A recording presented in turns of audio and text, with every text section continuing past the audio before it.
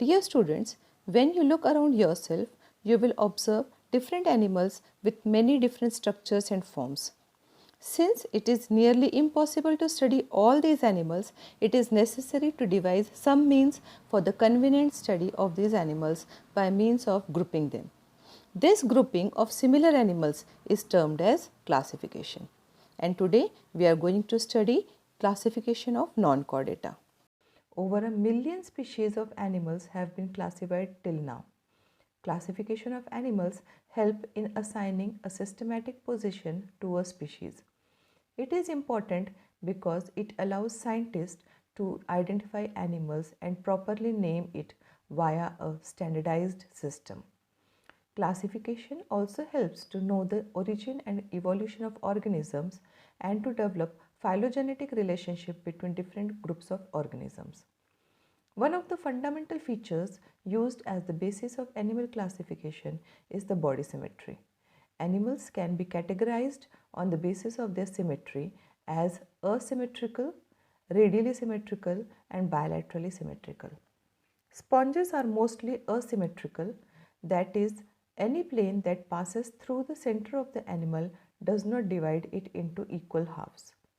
When any plane passing through the central axis of the body divides the organism into two identical halves, it is called radial symmetry. For example, coelenterids, echinoderms have this kind of body plan. Animals like annelids, arthropods, etc., where the body can be divided into identical left and right half in only one plane, shows bilateral symmetry. The science of identification, nomenclature, and classification of organisms is called taxonomy.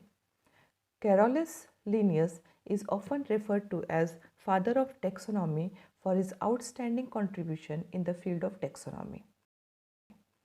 There are 7 levels of classification such as kingdom, phylum, class, order, family, genus, species.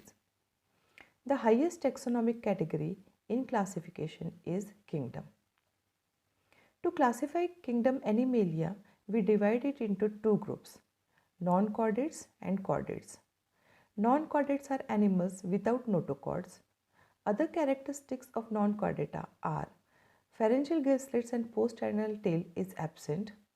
Nerve cord, if present, is double, ventral and solid. Heart is dorsal in position.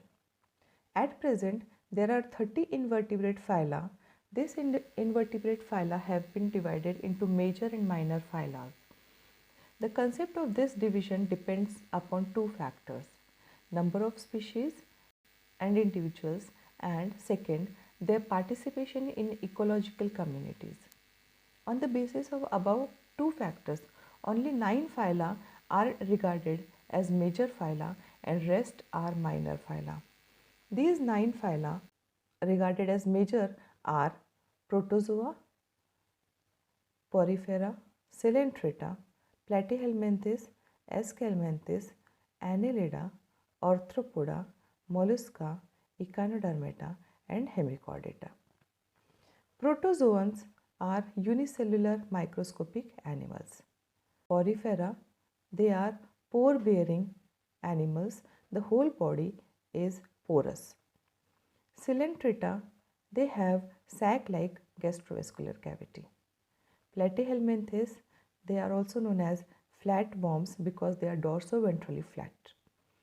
Esculenthes, they are known as roundworms. Annelida, they contain animals which are known as ringworms where their body is metamerically segmented. Arthropoda, the animal's body is segmented with jointed appendages. Mollusca, the animals have soft body with ventral muscular foot and external shell. Echinodermata, they have spiny skin and water vascular system is present in these echinoderm animals. Hemichordata, typical notochord is absent.